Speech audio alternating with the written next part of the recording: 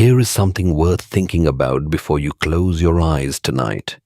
Every single human being alive right now, no matter where they live or what they believe, has had some relationship with the inside of their own mouth, and almost all of us reach for the same small tool every single morning without a second thought. Tonight, we'll explore the complete, surprising history of the toothbrush, a story that stretches from ancient Babylonian riverbanks to Chinese imperial courts, through the filth of an 18th century British prison cell, all the way to the chemistry labs that gave us nylon and the ocean floors where our discarded brushes are slowly piling up. It's a story about cleanliness, invention, habit, and what it really means to take care of ourselves. So find a comfortable spot, whether you're in bed, stretched out on the couch, or somewhere quiet of your own. Let the day go. This one begins thousands of years ago, with a person sitting by a fire, rubbing a stick against their teeth, and wondering if there was a better way. Chapter 1. The Biological Baseline and the Chew Stick. There is something quietly humbling about learning that your ancestors, the ones who lived in caves and hunted with stones, likely had better teeth than the kings and queens of Victorian England. Not slightly better, meaningfully better. When archaeologists and paleoanthropologists examine the skulls of prehistoric hunter-gatherers, what they find is often surprising to modern eyes. Teeth that are worn, yes, sometimes heavily worn from chewing tough fibrous foods, but not decayed in the way we might expect. The cavities, the abscesses, the catastrophic rot that we associate with the distant past, they are largely absent. And the reason for that, once you understand it, feels almost too simple. It comes down to sugar, or rather the near total absence of it. The bacteria responsible for tooth decay, primarily a species called Streptococcus mutans, produce acid as a byproduct of consuming sugars.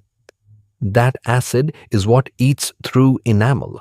That acid is what creates cavities. And for most of human prehistory, the kinds of sugars that bacteria could really feast upon simply weren't available in large quantities.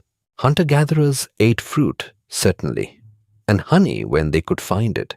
But the refined, concentrated, relentless sugars that come from processed foods and cane sugar trade routes, those didn't exist. So the bacteria in ancient mouths had comparatively little to work with. And the teeth, despite no toothbrushes, despite no dentists, despite no fluoride, held up remarkably well. This isn't just speculation. Studies of skeletal remains from various hunter-gatherer populations around the world consistently show low rates of dental caries. Then, researchers look at the remains from early agricultural communities, places where people started cultivating grains and began eating a diet richer in fermentable carbohydrates, and the rates of decay begin to climb noticeably. The mouth, it turns out, is a kind of biological record, a faithful, honest diary of what a society was eating. And then, when you get to the skulls of 17th and 18th century Europeans, particularly the wealthy ones who had access to imported Caribbean sugar, the picture becomes almost shocking. Rampant decay. Missing teeth? Evidence of painful chronic infection. The sweet luxury that wealth could buy was, quite literally, destroying people's mouths from the inside. But we are getting ahead of ourselves. Before all of that, before the sugar trade and the rot it brought with it, humans still noticed their teeth, still felt the discomfort of food lodged between them, still experienced the roughness of a dirty surface against their tongue.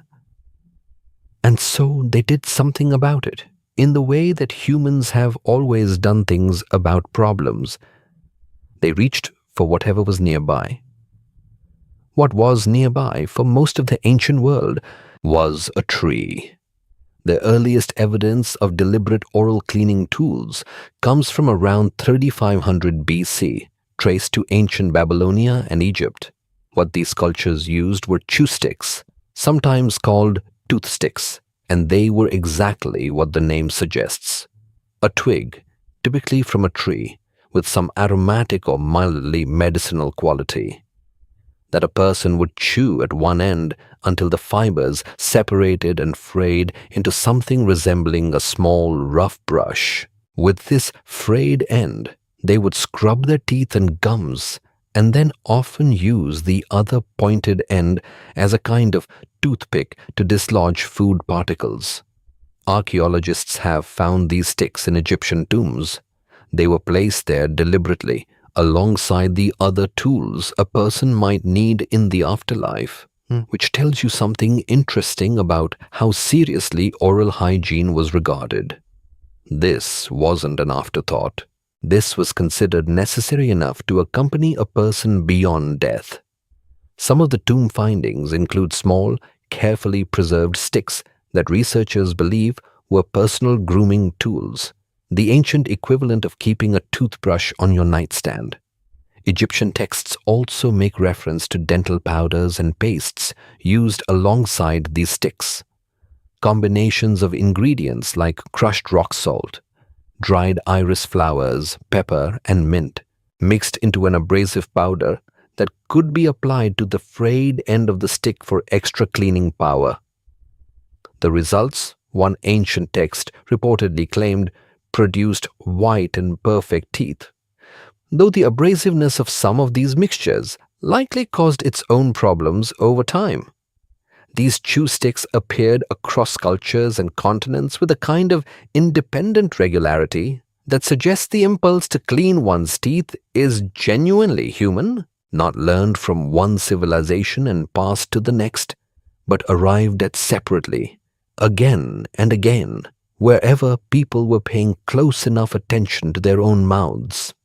Africa, Asia, the Middle East, and parts of the Americas all have historical records or archaeological evidence of some version of the chew stick, differing in the specific tree used, but identical in the basic idea. But if there is one tradition that elevated the simple chew stick into something approaching a sophisticated, spiritually integrated practice, it is the tradition of the miswak, and it deserves to be held in the light for a moment. The miswak, sometimes spelled sewak, is a chewing stick made from the roots or branches of the Salvadora persica tree, a shrubby, hardy plant that grows across parts of the Middle East, East Africa, and South Asia. It has been used for oral hygiene for thousands of years, but it became deeply, inseparably woven into the fabric of Islamic practice in a way that ensured its continuity across centuries and continents. In Islamic tradition, the Prophet Muhammad is recorded in the Hadith, which are collections of his reported sayings and practices, as having spoken highly of the miswak with a consistency and frequency that elevated it from personal preference to religious recommendation. He reportedly said that the miswak was a purification for the mouth and a pleasing thing to God, and that if he had not feared burdening his followers, he would have made its use obligatory before every prayer. Since Muslims pray 5 times a day, this would have meant cleaning one's teeth with the miswak at least 5 times daily, a level of oral care that most modern dentists would heartily approve of. The effect of this integration was profound. Because oral hygiene became bound up with spiritual cleanliness, because using the miswak was understood as a form of devotion and self-purification rather than simply a matter of personal vanity, the practice spread wherever Islam spread, carried not by trade routes alone but by faith. Across North Africa, through Persia and Central Asia, down into the Indian subcontinent, communities adopted the miswak as a daily repeated ritual and maintained it for generations. What makes this even more remarkable is what scientists have since discovered about what is actually inside the Salvadora persica tree. When researchers began analyzing the wood in the 20th century, they found a collection of naturally occurring compounds that read almost like a checklist of things a modern dentist might want in an oral hygiene product. The miswak contains silica, which acts as a gentle abrasive to remove stains and plaque. It contains fluoride, the same compound added to modern toothpaste to strengthen enamel. It contains triclosan-like compounds and other chemicals with demonstrable antibacterial properties, meaning it actively works to reduce the bacteria that cause gum disease and decay. There is also a mild, astringent quality to the sap that helps tighten gum tissue. Studies comparing miswak users to toothbrush users have produced genuinely interesting results, some suggesting that when used correctly and frequently, the miswak performs comparably to, and in some measures better than, a conventional toothbrush with toothpaste. The World Health Organization has, at various points, acknowledged its efficacy and encouraged further investigation into its potential as a dental tool in communities where conventional toothbrushes are not easily accessible. All of this, the antibacterials, the fluoride, the astringents, was entirely unknown to the people who developed and maintained the miswak tradition. They were not working from a chemical analysis. They were working from observation, from accumulated experience passed through generations, and from a religious framework that made consistency possible in a way that pure preference rarely does. They used it because it felt cleansing, because it was prescribed, because it was part of who they were and how they moved through each day. There is something quietly elegant in that. A civilization reaching into a particular tree day after day for centuries and unknowingly, intuitively, selecting a tool that modern science would eventually validate completely. The ancient mouth, it turns out, was not as neglected as we tend to imagine. It was attended to with twigs and prayer, with aromatic powders buried in tombs, with the specific purposeful choice of one shrub over another, because something in the experience of using it told people it was right. The story of the toothbrush does not begin with invention. It begins much earlier than that, with the very human instinct to feel clean, to run a tongue across teeth and want them smooth, to care in the quiet of morning what the day's first sensation in the mouth would be. Chapter 2. The Siberian Boar and the First True Brush. There is something quietly remarkable about the fact that the object sitting in a cup on your bathroom sink right now, the one you barely think about, traces its essential design back to a specific moment in Chinese history, in a dynasty famous for poetry, silk, and one of the greatest flowerings of human civilization the world had ever seen. The Tang dynasty, which stretched from roughly the early 600s to the early 900s of the Common Era, is remembered for Li Bai's moon-drunk verses and for the cosmopolitan chaos of Chang'an, one of the largest cities on earth at the time. But somewhere in that same period, quietly and without ceremony, someone decided that cleaning the mouth deserved a dedicated tool. And they made one that would, in its basic structure, never really be improved upon. The exact moment is difficult to pin down with the kind of precise confidence historians prefer. But archaeological and written records suggest that by around the 8th or 9th century, people in China were using small brushes with handles and actual bristles to clean their teeth. This was categorically different from what had come before. The chew stick, the miswak, the frayed twig, all of those worked by a kind of combined scraping and fibrous rubbing. They were ingenious, and as we touched on earlier, genuinely effective.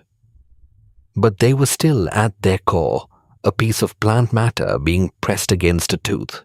The Tang-era invention introduced something new. A rigid handle with bristles attached perpendicularly, designed specifically to sweep across the surface of the tooth. The geometry of the thing was the breakthrough. It is, if you look at your toothbrush right now in your mind's eye, essentially identical in concept to what those craftsmen were producing over 1,000 years ago. What made this possible? And what makes it such a fascinating piece of material history was a very specific combination of geography and animal biology. The bristles were not made from plant fiber. They were made from hair, and not just any hair. They came from the backs of wild boars, specifically those living in the colder northern regions in places like Siberia and the colder parts of northern China. This distinction matters enormously. Animals that live in extreme cold tend to develop coarser, stiffer outer hairs as part of their insulation system. The boar hair from these frigid climates had a particular quality to it, a stiffness and a texture that made it uniquely suited to scrubbing. It had just enough rigidity to actually dislodge debris from the surface of a tooth, but it could also be gathered into a small bundle and controlled. It was not so coarse that it behaved like wire, but it was far from the soft, limp hair you might find on an animal from a warmer region. The handles for these early brushes were made from what was available, what was practical, and what the craftsmen of the period knew best. Bamboo was a common choice, abundant, lightweight, and easy to shape. Bone was another, probably from cattle or similar animals, smoothed and carved into a form that could be gripped comfortably. Some accounts suggest ivory handles existed for those who could afford them, though for most people it would have been something far simpler and more humble. The bristles were attached by being set into small holes, drilled or carved into one end of the handle, held in place with thread or simple bindings. It was low technology in some ways, but it reflected a very deliberate kind of thinking about how the mouth worked and what the teeth actually needed. It is worth pausing here to appreciate just how sophisticated this moment was, not in a triumphant or self-congratulatory way, but with genuine curiosity. The people who made these brushes understood, on some intuitive or observational level, that teeth needed mechanical cleaning, that soft fabric and plant stems had their limits, and that the right kind of coarse fiber, held at the right angle, could do something none of the previous tools had quite managed.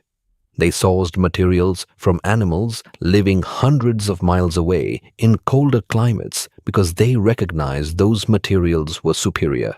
That is a chain of knowledge and trade and careful attention that deserves a quiet moment of respect. Now, the Silk Road. This is where the story gets a little slower, a little more meandering, which is fitting because the Silk Road itself was never really a single road. It was a shifting, living network of routes that connected East Asia to Central Asia to the Middle East to eventually Europe. And ideas and objects moved along it the way water moves through a river delta, not in a straight line, not quickly, and often in ways that were transformed by the journey. The toothbrush, or rather the concept of the bristled brush for teeth, began its long westward drift through this network sometime after its invention in China. Travelers, merchants, diplomats, and wandering scholars carried all sorts of things along these routes, spices and paper and printing techniques and mathematical ideas. And at some point, toothbrushes were among them. The precise timeline of when the bristled brush reached the various courts and cities of the Islamic world, Persia, the Arab caliphates, and eventually further west, is not something anyone can chart with perfect confidence. What we do know is that by the time Europeans began encountering these objects, probably through contact with traders and travelers in the later medieval period and into the Renaissance. The reaction was not one of immediate adoption. In fact, the European response was something closer to ambivalence, and in some cases, outright rejection. The reason given, and this is where history shades into something almost comical if it weren't also a little grim, was that the boar bristles were too harsh. Europeans, or at least the writers and commentators of the period who bothered to record their thoughts on the matter, found the stiffness of the Siberian boar hair uncomfortable against their gums. Whether this was genuinely a physiological concern or more a matter of unfamiliarity is difficult to say, but the result was that instead of adopting the Chinese design, Europeans began experimenting with softer alternatives, and the one they landed on, the one that became common in certain circles before the mass-produced toothbrush arrived, was horsehair. Horsehair is softer.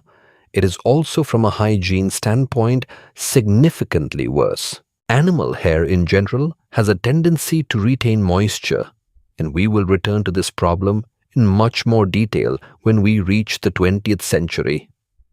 But horsehair was particularly problematic. It dried slowly, it harbored whatever it came into contact with, and it had a tendency to fall out, meaning that people were occasionally swallowing horsehair while attempting to clean their teeth. This was not a minor inconvenience.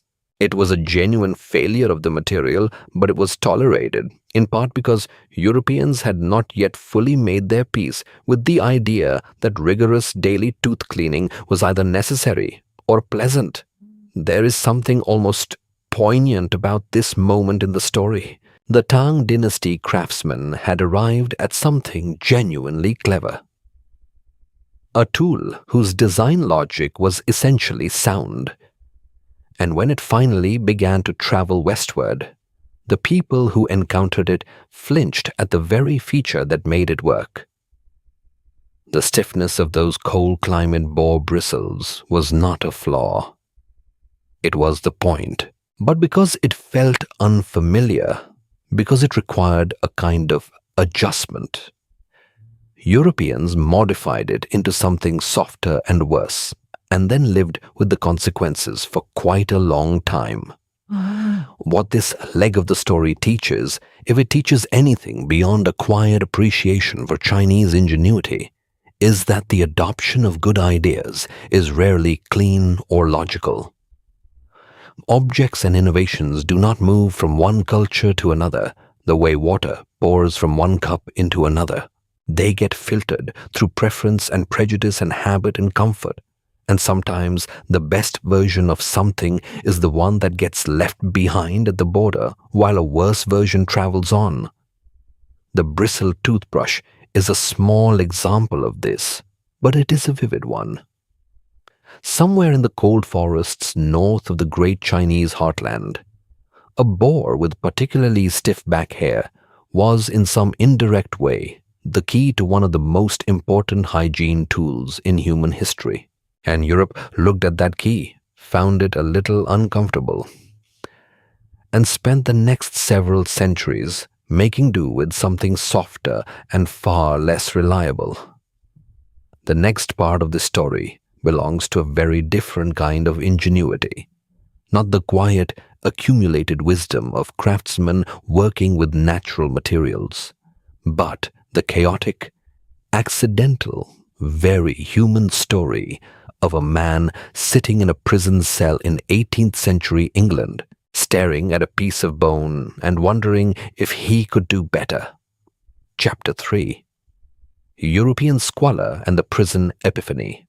To understand just how remarkable the story of William Addis is, you first have to understand how deeply, almost impressively, Europeans had managed to neglect their mouths for centuries. While the Islamic world had the miswak and the Chinese had been brushing with boar bristles since the Tang Dynasty, much of Europe was doing something that, by comparison, sounds almost medieval in its crudeness, which In fairness, it was. Picture London in the 1600s. The city is loud, crowded, and smells in ways that are difficult to fully imagine from the comfort of a modern evening. Now, picture the average person's morning routine. There is no bathroom as we would recognize it. There is no running water. And for cleaning the teeth, if cleaning happened at all, the method of choice was a cloth rag. Sometimes it was rubbed with a pinch of salt, sometimes with a paste made from crushed eggshells or ground chalk, or in some of the more fashionable households, powdered cuttlefish bone. Soot from fireplaces was another popular abrasive. People would dip a rough piece of cloth into these various mixtures and scrub at their teeth, hoping that the friction alone would do something useful. And for a while, in the absence of anything better, it mostly did, which is the most you could really say for it. The rag method wasn't entirely without logic. Abrasion does remove some surface buildup from teeth. The salt had mild antibacterial properties. The chalk could neutralize some acidity. But the method was also deeply inefficient, often damaging to the gums when applied with too much enthusiasm, and completely useless for reaching the spaces between teeth or along the gum line where decay actually begins. More importantly, the rag itself, once used, became a damp breeding ground for whatever it had just scraped off the teeth. People reused these rags. They stored them wet. The whole ritual, while well-intentioned in its roughest sense, was as much an act of custom as it was genuine hygiene. What made things considerably worse, beginning in the late 1600s and accelerating through the 1700s, was sugar. Not the occasional drizzle of honey that a medieval peasant might enjoy, but sugar on a new and almost incomprehensible scale. England's expanding colonial presence in the Caribbean had opened up vast plantations producing refined cane sugar, and it was flooding into British ports at prices that were, for the first time, beginning to reach ordinary people. By the mid-1700s, sugar consumption in England had increased to a degree that contemporaries noted with a mixture of amazement and concern. It went into tea, into baked goods, into sauces and preserves and jams.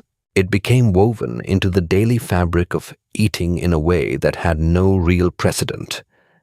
And the teeth, predictably, suffered catastrophically.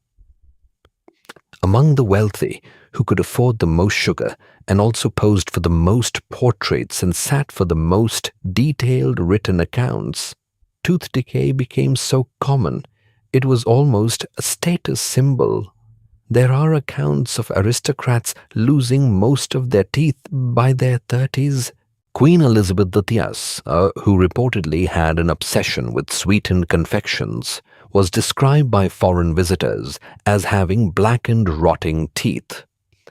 A detail that says something rather poetic about the distance between a monarch's power and a monarch's dentistry. Dentures existed for those who could pay for them, usually carved from ivory or fashioned from the pulled teeth of other people, sometimes sourced from the battlefields of wars, which is a fact that tends to make people set down whatever they're eating. Tooth pain was simply a persistent, often unbearable fact of life for a huge portion of the population, and the remedies available, including having the tooth pulled by the local barber surgeon, were often more alarming than the disease. Into this landscape of aching, blackening, soot-wiped mouths, we arrive at the story of William Addis, and it begins, as so many genuinely good stories do, in prison. In 1770, William Addis was a young man living in London, working in some capacity in the textile or rag trade, though the historical details of his life before his arrest are not fully documented.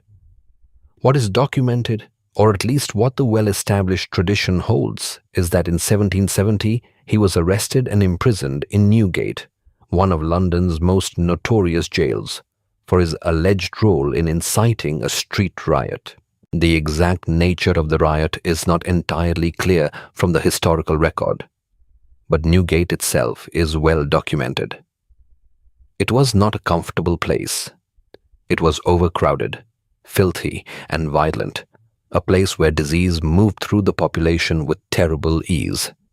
The food was bad, the company was unpredictable, and the method for cleaning one's teeth, to the extent that anyone bothered, was, as you might expect, the standard issue cloth rag smeared with soot from the prison's walls or fireplaces. Addis, by the accounts that have come down to us, was a practical and observant man. He found the rag method genuinely disgusting. Not just ineffective, but viscerally unpleasant in a way that apparently nagged at him enough to do something about it. The story goes that one evening after finishing his prison meal, he looked at the small bone left on his plate, a remnant of whatever had passed for dinner that night, and had an idea. He saved the bone. Then, threw what the tradition describes as a bribe to one of the prison guards. He obtained a small collection of bristles, the kind used in brushes for cleaning floors or household goods, which were widely available in the era. Back in his cell, using whatever tools he had access to, possibly a nail or a piece of wire, he drilled a series of small holes through the flat end of the bone, divided the bristles into small bunches, threaded them through the holes, and secured them in place, likely with some kind of glue or by tying them tight. What he had made was, in its fundamental design, exactly what a toothbrush still is today. A handle, a head with bunched bristles set in rows. The concept was not new, of course. As we've already traced, the Chinese had been building variations on this idea for nearly 1,000 years by the time Addis was sitting in his cell. But in England, in 1770, in that specific moment and context, what Addis had done was to independently arrive at a design that almost no one around him was using, prompted purely by his own dissatisfaction with the alternative. He used it. It worked in a way the rags simply did not. The bristles reached along the gum line. They got between the teeth, at least partially. The handle gave him control over the pressure he was applying. By the time he was released from Newgate, he had not just a cleaner mouth, but an idea. And here is where the story shifts from charming to genuinely remarkable. Addis did not simply carry his prison brush home as a personal curiosity. He looked at it and saw a product.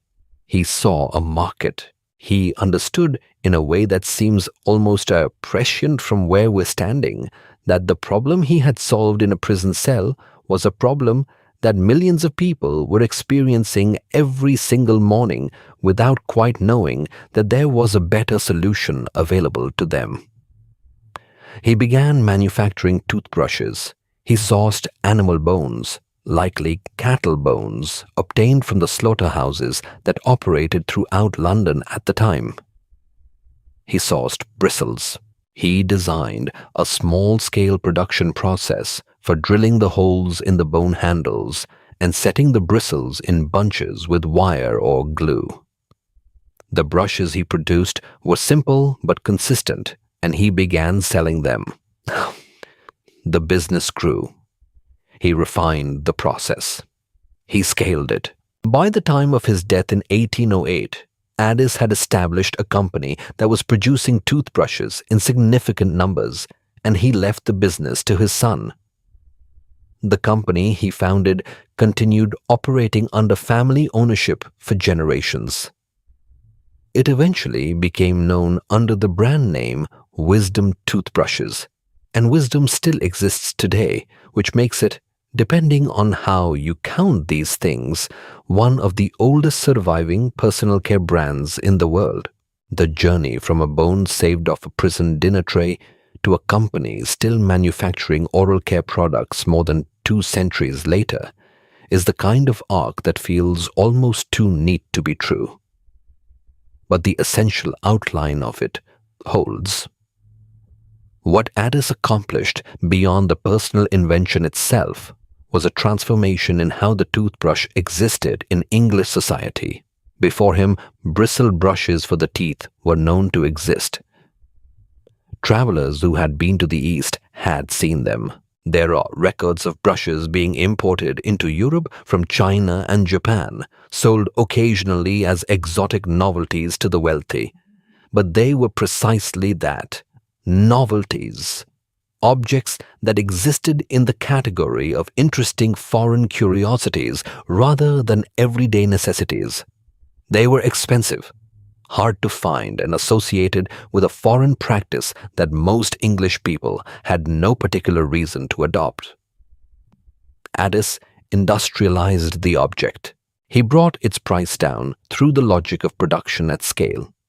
He made it available not just to the aristocracy who could afford an imported curiosity, but to the broader population who could afford something manufactured locally and sold through ordinary commercial channels.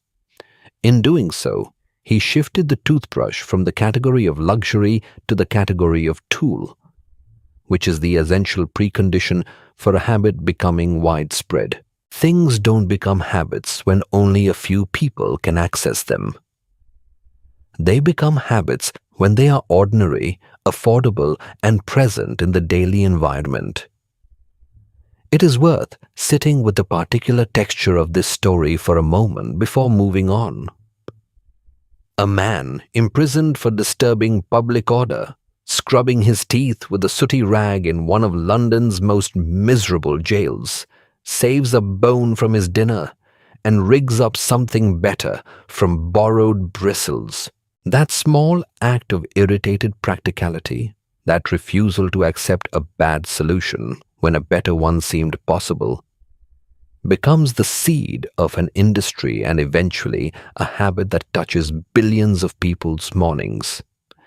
History is full of grand inventions born from grand intentions. But it is also full of moments like this one, where something genuinely important was invented simply because someone was annoyed enough to try something different. Addis was annoyed. He tinkered, and the world's mouths are, in some quiet and accumulating way, cleaner for it. The bone-handled boar-bristle brush that Addis mass-produced would remain the standard for more than a century after his death. It was not a perfect object. It was not even, by later standards, a particularly hygienic one. But it was a beginning, a real and distributed beginning, for the daily ritual of brushing teeth in the Western world. What came next, the materials revolution that would eventually replace the bone and the bristle with something entirely different, would take another 130 years to arrive. And it would come, as so many revolutions do, not from a prison cell, but from a laboratory. Chapter 4: The Polymer Revolution and the Death of Bone. There is something quietly unsettling about the toothbrushes people were using in the early 20th century, and it becomes more unsettling the longer you think about it. By the time William Addis's company and others like it had scaled up production, the mass-market toothbrush was already in millions of hands across Europe and North America. The design had been refined, the handles had become more elegant, and the idea of brushing your teeth had at least begun its slow migration from eccentric habit to reasonable expectation. But the bristles, those small, intimate fibers pressing against your gums every morning, were still made of animal hair. Usually pig hair, sometimes badger hair, occasionally horse hair. And animal hair, it turns out, has a fundamental biological problem that no amount of refinement could solve. It does not dry. Not really, not thoroughly, not in the way you would want something to dry when it lives in your bathroom and goes into your mouth twice a day. When you finish brushing and set your toothbrush down, the moisture clings to those natural fibers in a way that is almost designed to cause trouble. The hair shafts are porous, textured at a microscopic level, full of tiny channels that hold water close even as the surface appears to have dried. And wherever moisture lingers in a warm bathroom environment, bacteria are not far behind. The brush you reached for each morning was, by any modern microbiological standard, a soft little colony of whatever had taken up residence in the night. People did not know this in precise terms, but some of them sensed something was wrong. There were complaints even then about brushes that smelled strange after a few weeks of use. There were recommendations in hygiene manuals to replace brushes more frequently than most people could afford to. And there was another problem layered on top of the bacterial one, something more immediately unpleasant. The bristles fell out, not dramatically, not in fistfuls, but in ones and twos, quietly, at the worst possible moment. You would be mid-brush and feel something foreign against your tongue. A single bristle that had loosened from its hole in the handle and was now floating freely in your mouth. The binding methods of the era were not perfectly reliable. An animal hair, unlike the bone or ivory handle it was attached to, was not something that could be anchored with complete confidence. For a device meant to improve your health, the early mass-produced toothbrush had a rather impressive list of quiet failures. It was better than a chew stick in some respects, better than a rag soaked in soot. But it was also a small, damp, bristle-shedding object that you were pressing against your teeth and trusting implicitly. The solution, when it finally came, arrived not from the world of dentistry or hygiene, but from the world of chemistry. And it arrived as a kind of side effect of ambitions that were much larger and stranger than the problem of the toothbrush. In the early 1930s, a company called DuPont was trying to do something that sounds almost philosophical when you describe it plainly. They were trying to build materials from scratch, to synthesize in a laboratory what nature had spent millions of years assembling organically. They wanted to understand the deep structure of matter well enough to construct new substances that did not exist anywhere in the natural world. The man they hired to lead this effort was named Wallace Carothers, and he is one of those figures in the history of science who carries a particular weight. The kind of person whose story you cannot tell without feeling the strange combination of wonder and sorrow that great, troubled minds tend to leave behind them. Carothers came to DuPont from Harvard, where he had been teaching organic chemistry with a reputation that preceded him. He was intellectually restless, almost compulsively curious, drawn to fundamental questions about the nature of polymers, which are long chain-like molecules formed by linking smaller units together repeatedly. Nature builds polymers constantly. Silk is a polymer, cotton is a polymer. The proteins in your muscles are polymers. Carothers wanted to know if you could build them deliberately, from chosen ingredients in a controlled sequence, and what properties those synthetic chains might have. It was the kind of research that required patience and abstraction, and Carothers had both, along with a darkness that his colleagues noticed and worried about. He suffered from what we would now recognize as severe depression, a condition that followed him through his most productive years with a kind of grim loyalty. But in the years before that darkness won, he worked. And what he and his team produced in 1935, after years of experiments and dead ends and careful iteration, was a synthetic fiber they would come to call nylon. The full story of the name is a little muddled by corporate mythology, but the material itself was clear and extraordinary. Nylon was a polyamide, a long-chain synthetic molecule that, when drawn out into fibers, was stronger than silk, more elastic than cotton, and possessed of a surface smoothness and uniformity that no natural fiber could match.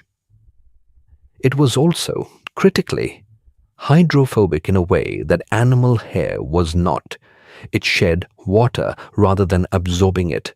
It dried quickly and thoroughly, and did not create the same hospitable environment for bacterial growth that pig bristles had been quietly offering for decades. Richmond understood immediately that they had something significant, and their first instinct was to aim point at the fashion industry. Nylon stockings became the headline application, the thing that made nylon famous to the general public. But inside the company, the researchers and business strategists were already thinking more broadly. A material with these properties had implications that went well beyond hosiery. It was uniform where nature was variable. It could be manufactured to precise specifications of thickness and stiffness. It did not carry biological baggage. It was, in a word that the era was beginning to fall in love with, modern. The application to the toothbrush was not an accident, but it also was not the most obvious leap. Someone had to look at this new material and see past the stockings and the industrial applications, past the ropes and the parachutes and the gears, and recognize that the ancient problem of the bristle had just been solved. That recognition crystallized in 1938 when a product appeared on American shelves under the name Dr. West's Miracle Tough Toothbrush. It was the first commercially available toothbrush with nylon bristles. And while the name has a certain theatrical quality that belongs firmly to its era, the thing it was describing was genuinely remarkable. Consider what had changed. Where animal bristles were irregular, nylon bristles could be manufactured to an exact diameter, consistent from one brush to the next, consistent from one bristle to the next within the same brush. This meant that the stiffness of the brush was no longer a matter of chance or the particulars of which animal the hair had come from. It could be specified, designed, and reproduced at scale. A firm brush would be reliably firm. A soft brush would be reliably soft. For the first time, a dentist recommending a particular type of bristle stiffness to a patient could reasonably expect that the patient would actually be able to find and purchase what was being described. Where animal bristles shed moisture and harbored bacteria, nylon bristles dried, not perfectly, not in the sense that a dry brush is a sterile brush, but well enough that the dense bacterial colonies of the old horsehair and pig bristle era were no longer an inevitable feature of daily dental care. The bristles stayed cleaner longer. They retained their shape longer. And they did not fall out. The binding and tuft technology that worked passably with animal hair worked beautifully with nylon, because the synthetic fiber could be anchored and cut and processed with a precision that organic material resisted. The days of finding a loose bristle on your tongue mid-brush were, for most people, effectively over. There is something worth pausing on here, which is just how completely this change remade the object in your hand. The toothbrush of 1938 looked, to a casual observer, almost identical to the toothbrush of 1900. The handle was still roughly the same shape. The head was still roughly the same size. The action of brushing was unchanged. But the bristles were now a different kind of thing entirely. They were the product of a chemist's understanding of molecular structure rather than a farmer's understanding of animal husbandry. They were designed rather than harvested. They were consistent in a way that no natural material could be. In a very real sense, Dr. West's Miracle Tough Toothbrush was a piece of chemistry disguised as something ordinary, a synthetic marvel sitting in a glass of water next to the bathroom sink. Wallace Carruthers did not live to see the full scope of what nylon became. In 1937, the year before the first nylon toothbrush went to market, he died by suicide in a Philadelphia hotel room. He was 41 years old. The depression that had shadowed him for years had finally overwhelmed him, and he left behind a body of scientific work that would reshape the material world of the 20th century in ways he could not have fully anticipated and likely would not have been comforted by. There is something poignant about that gap, the distance between the enormity of what he created and the smallness of what he was able to feel about his own life. His name is not widely known outside of chemistry, but the material he invented is in nearly every corner of modern life, including quietly in the bathroom cabinet. The success of the nylon toothbrush was not instantaneous in the way that revolutionary products are sometimes imagined to be. It took time for the new brushes to reach full market penetration, time for the older bristle materials to be phased out by manufacturers who now had a clearly superior alternative, time for consumers to notice and trust the difference. But the direction was irreversible. Once nylon bristles existed, there was no rational case for going back. The biological flaw at the heart of the animal hair brush had been solved at a molecular level, and the industries knew it. By the 1940s, the nylon toothbrush was becoming the norm rather than the novelty.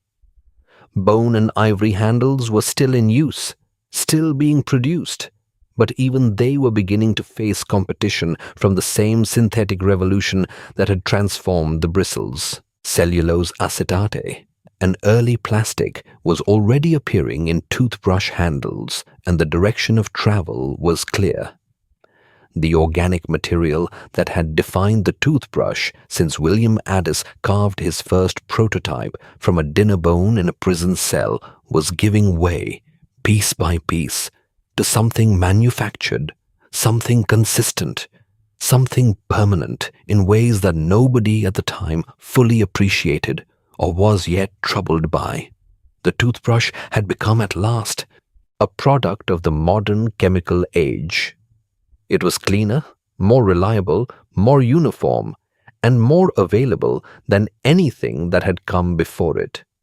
It was also, without anyone quite intending this, the beginning of something that would take decades to become a problem, a kind of quiet inheritance that the polymer revolution was leaving for a future that had no idea it was being handed, a gift wrapped around a complication. Chapter 5: World War II and the Gamification of Hygiene. Here is something quietly remarkable to consider as you settle in tonight. By the early 1940s, the nylon toothbrush existed. It was affordable, it was effective, it was available in drugstores across America. And yet, most people still weren't using it every day. The technology had arrived, but the behavior hadn't. Because having a tool and building a habit around that tool are two entirely different problems, and the second one, as it turns out, required a world war to solve. To understand just how casual Americans were about brushing before the 1940s, you have to let go of the assumption that daily oral hygiene is simply what people do. It wasn't. Brushing for most households was something closer to an occasional gesture, performed maybe a few times a week, or before a special occasion, or when someone happened to think about it. Surveys from the era, and I believe this figure is somewhere in the range of less than 30% of Americans brushing daily before the war, though the exact number varied by source, suggested that consistent brushing was genuinely the exception rather than the rule. People knew the toothbrush existed. They just didn't feel an urgent need to reach for it every morning and every night without fail. Tooth decay was rampant. Breath was often terrible by modern standards, and somehow this was simply accepted as part of ordinary life. Dentists were dreaded. Dental pain was common, and the mouth, for all practical purposes, was one of the most neglected parts of the body. Then the military got involved. and everything changed. When the United States entered World War II, the armed forces began processing millions of young men through induction centers. And what the military doctors found when they looked inside those mouths was genuinely alarming. The dental health of the average American recruit was poor. Cavities were widespread, gum disease was common, and the practical consequences of this in a military context were not trivial at all. A soldier with a raging toothache cannot focus. A soldier who needs emergency dental treatment in the field is a soldier temporarily removed from combat readiness. Dental pain was, without any exaggeration, a liability. And the military thinks about human bodies the way engineers think about machinery. A preventable problem that degrades performance is a problem worth solving systematically. So the United States Armed Forces did something that no advertising campaign had managed to do before. They simply made brushing mandatory. Soldiers were required to brush their teeth every day. It was not a suggestion or a recommendation from a pamphlet. It was a rule, embedded into daily military routine alongside making your bed and polishing your boots. Toothbrushes were issued as standard equipment. The act of cleaning your teeth became part of the formal structure of military discipline, performed at a specific time in a specific way, as part of a regimen that shaped the entire rhythm of a soldier's day. Millions of young American men, many of whom had never brushed consistently in their lives, were now doing it every single morning, not because they wanted to, but because the institution around them demanded it, and because they were doing it alongside everyone else. This is worth pausing on for a moment, because there is something quietly powerful about the way habits form inside institutions. When a behavior is embedded in routine, performed at a predictable time, surrounded by social reinforcement because everyone around you is doing the same thing, it stops feeling like a choice and starts feeling like just what you do. The military, almost by accident, had stumbled onto one of the most effective habit formation systems ever deployed at scale. They took millions of men with inconsistent brushing habits, put them through years of enforced daily repetition. And by the time those men came home, the behavior had become automatic. And that is precisely what happened. When the war ended and the GIs came back, they brought the habit with them, not as a military obligation anymore, but as a personal norm. These men brushed in the morning because that was what you did in the morning. Their wives noticed. Their children grew up watching it. The daily brush became woven into the domestic fabric of post-war American life in a way that no public health campaign had ever managed to achieve before. It spread not through persuasion, but through the quiet, almost invisible transmission of habit from person to person, household to household. The advertising industry, which had been circling this space for decades, recognized immediately that something had shifted, and they moved to deepen it. This is where the story takes on a slightly more layered quality, because the marriage between the toothbrush habit and the toothpaste industry had actually been in the works since before the war. A man named Claude Hopkins, one of the most influential advertising minds of the early 20th century, had already done something extraordinarily clever with a brand called Pepsodent sometime around the 1910s and 1920s. Hopkins had studied the science of habit formation, though he wouldn't have called it that, and he understood that people don't adopt behaviors because they're logical. They adopt them because behaviors become attached to cues and rewards, to a loop that the brain learns to crave. What Hopkins did with the Pepsodent was identify a sensation, that cool, tingling, slightly minty feeling that certain toothpaste ingredients produce on the gums and tongue. And he made that sensation the point, not the cleanliness, not the prevention of cavities, the tingle. the freshness, the feeling that something had happened in your mouth, that a transformation had occurred, that you were now somehow different and better than you were 60 seconds ago. The advertising that emerged from this insight was remarkably simple and remarkably effective. It told people that there was a film on their teeth, a filmy, dull coating that Pepsodent would remove, leaving behind that clean, bright sensation. Whether the science behind that specific claim was entirely rigorous is a fair question, but the psychological mechanism was undeniable. Once you had brushed with a minty, foaming toothpaste and felt that tingle, the absence of the tingle in the morning became mildly uncomfortable. You noticed when you hadn't brushed, your mouth felt unfinished, and so you brushed to restore the sensation, to close the loop, to get back to that baseline of tingling freshness that your brain had quietly learned to expect.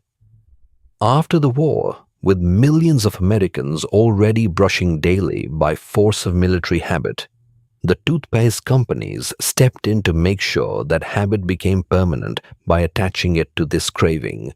The toothbrush and the toothpaste became inseparable in the public imagination, not just as tools, but as a ritual with a sensory payoff. Morning and night, the foam, the mint, the rinse, the clean. It was no longer a medical chore. It had been gamified, in a sense, long before anyone used that word. There was a reward at the end of it, a small, immediate, physical reward that your body would begin to anticipate. Companies competed fiercely on the intensity of that sensation. Mint flavors grew sharper. Foaming agents became more dramatic. The ritual became more elaborate. And quietly, almost invisibly, a behavior that had been barely practiced by the majority of Americans before 1940 became so embedded in daily life that skipping it felt wrong, felt unclean, felt like a small moral failure. Within roughly a generation, brushing twice a day had gone from an occasional habit of the conscientious few to something closer to a cultural obligation. There is something worth sitting with in all of that. The technology existed, the knowledge existed. The public health case had been made many times over, but none of it was enough to change behavior at scale. What it took was an institution powerful enough to make the behavior non-negotiable, and a sensory reward compelling enough to make people want to keep doing it once the institution let them go. The army gave Americans the habit, and the advertising industry gave them a reason to keep it. By the time the 1950s arrived, the toothbrush had completed a transformation that began in a Chinese court in the Tang dynasty, passed through a British jail cell, survived the limitations of animal hair, and been rescued by a molecule invented for women's stockings. It was now a daily fixture in nearly every American bathroom, used twice a day almost without thinking, as natural and unremarkable as washing your hands or combing your hair.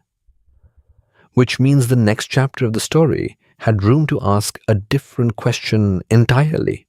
Not how do we get people to use this thing, but what do we do when the thing itself starts to cause a different kind of problem altogether? Chapter 6. High-tech, high-waste. There is something quietly poetic about where the toothbrush ended up. After thousands of years of chew sticks, boar bristles, bone handles, and nylon filaments, we arrived at a device that connects to your phone. A small plastic wand that vibrates at tens of thousands of strokes per minute, syncing data to an app on your nightstand, gently nudging you if you've been neglecting your back molars. It's the kind of future that would have seemed like pure fantasy to William Addis sitting in his prison cell, carving holes into a dinner bone. And yet, here we are. The electric toothbrush didn't begin as a luxury gadget. It began, like so many useful things, as a solution for people in genuine need. In 1954, a Swiss doctor named Philip Guy Woog developed a device called the Broxident. The original intention was modest and medical.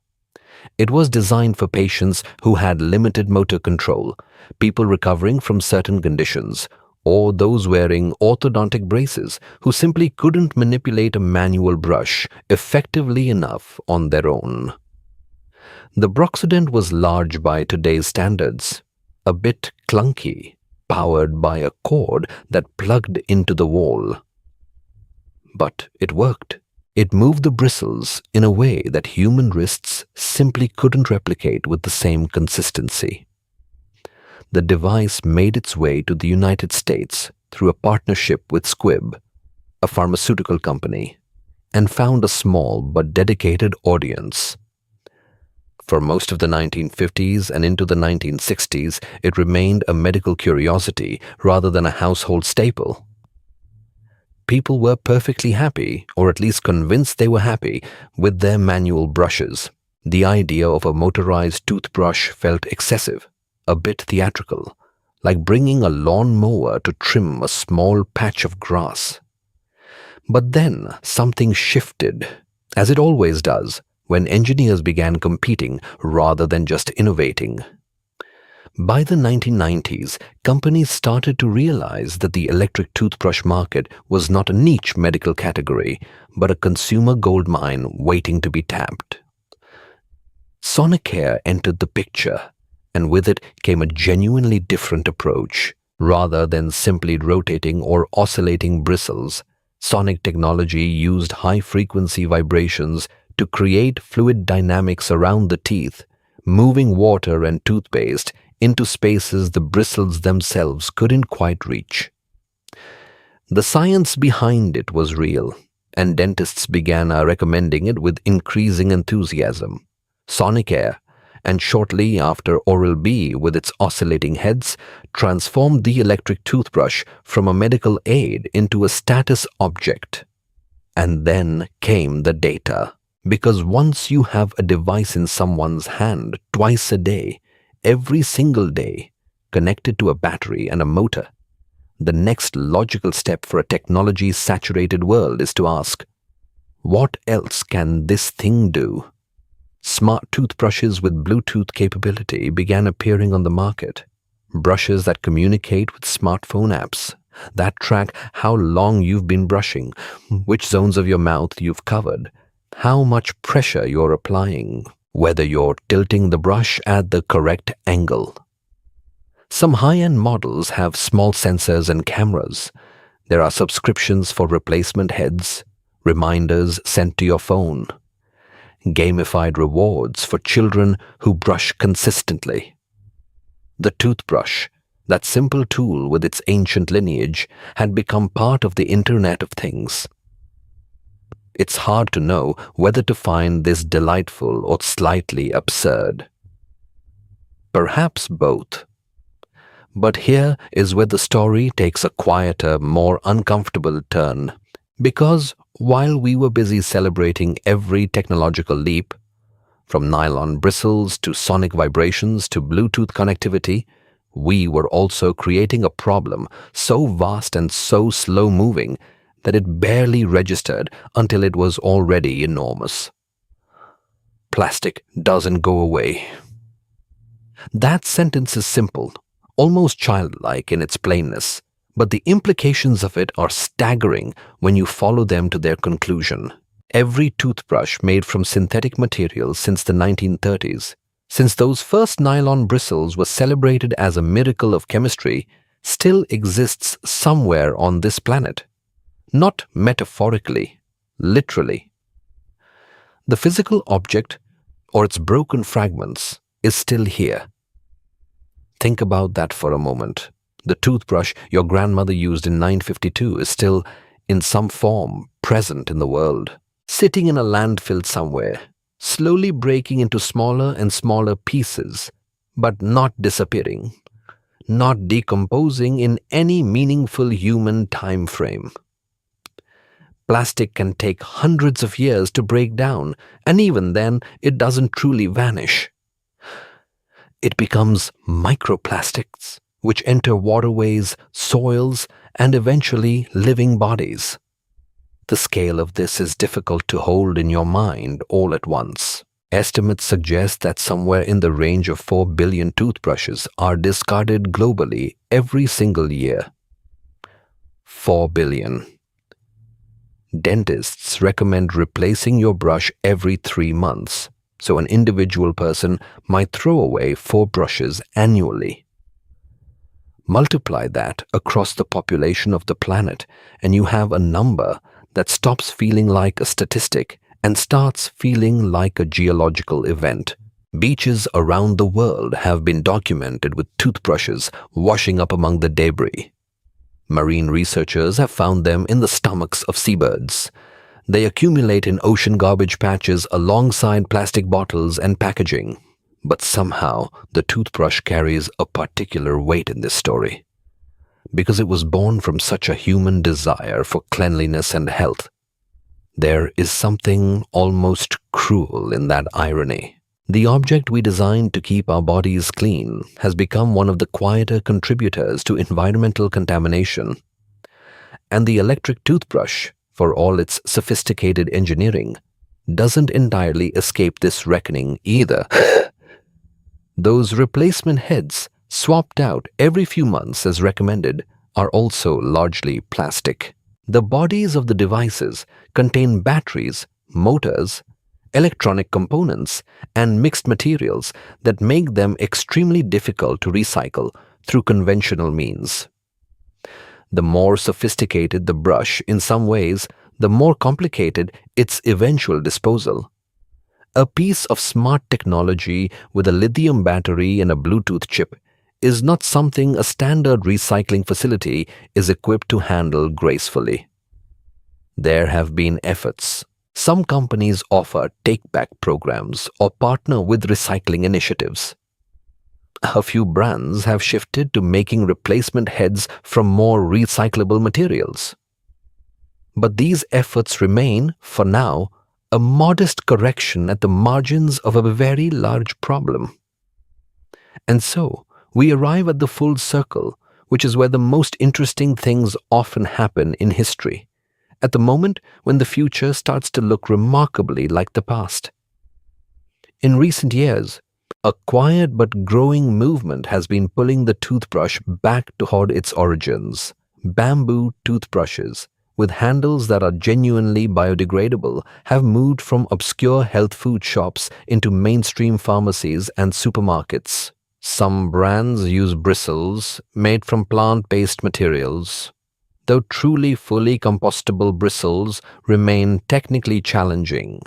And many bamboo brushes still use nylon for the bristles themselves, requiring you to remove them before composting the handle. But the direction is clear. The intent is sincere. Think about what that means. We have traveled from the Tang dynasty, where brushes were carved from bamboo and fitted with boar hair, forward through centuries of bone handles and synthetic materials and motorized devices and Bluetooth sensors.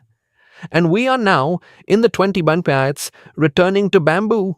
Not because we've run out of ideas, but because we've had enough ideas to realize that one of the best materials for the job was the one people were already using 12 centuries ago. The miswak, that simple twig from the Salvadora persica tree with its natural antimicrobials, is still used by hundreds of millions of people across Africa, South Asia, and the Middle East.